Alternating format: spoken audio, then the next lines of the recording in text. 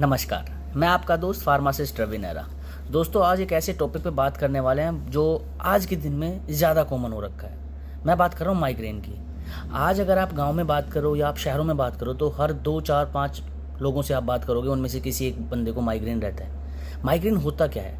अगर आपके सर में दर्द हो रहा है, एक पर्टिकुलर टाइमिंग पे हो रहा है, और वो सर का दर्द कभी हाफ सर में होता है, आधे सर में, या तो आपके राइट साइड में होगा या आपके लेफ्ट साइड में होगा, हो सकता है पीछे की तरफ आपको हो, मतलब पूरे सर में दर्द ना हो करके आधे सर में दर्द होता है, इसको हम कॉमनली माइग्रेन बोलते हैं। अब जब माइग्रेन होता है तो लोग क्या करते हैं? केमिस्ट के पास में जाते हैं, किसी दूसरे के पास में जाते हैं और जा करके एक टैबलेट लेते हैं हेडेक की।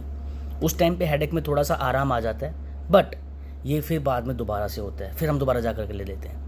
अगर आपको भी एक वीक के अंदर ऐसे एपिसोड 2 से 3 एपिसोड आते हैं तो आप ये फालतू की जो भी टैबलेट्स आप ले रहे हो इसको बंद करें और अपना ट्रीटमेंट करवाएं, अपने डॉक्टर से मिले। इसमें 2 तरीके का ट्रीटमेंट मेनली चलता है। या तो जब आपको बीमारी हो गई, मतलब आपको माइग्रेन का अटैक आ गया, तो हम उस टाइम पे इनके सिम्टम को कम कर दें, मतलब सर के दर्द को कम कर दें दवाइयों से। एक दवाइयाँ ये इस तरीके से कम करती है। दूसरी दवाइयाँ होती है कि जो माइग्रेन को होने ही ना दें, मतलब माइग्रेन आपको पता है कि आपको माइग्रेन है तो आप उसकी दवाइयाँ पहले से लेते रहें तो आपको माइग्रेन के एपिसोड ही ना आए। तो जो अगर आपको माइग्रेन का दर्द हो रहा है, सर में दर्द हो रहा है, तो वहाँ पर मेनली 2 तरीके की टैबलेट काम करती है। तो सबसे पहले बहुत ज़्यादा कॉमनली यूज़ की जाती है जो है नेप्रोक्सोन डी। ठीक है, नेप्रोक्सोन डी 500 और 250 दोनों में आती है, 250 और 500 दोनों में आती है। जो आपको चाहिए वो ले सकते हो। इसके अलावा एक नया सोल्टोर आया है, ये है एलिप्रान 40। इसमें होता है एलिट्रिप्टान 40 mg। ये भी आप अपने माइग्रेन के सर के दर्द को कम करने के लिए आप यूज़ कर सकते हो। दूसरी मेडिसिन होती है जो माइग्रेन को होने ही ना दे।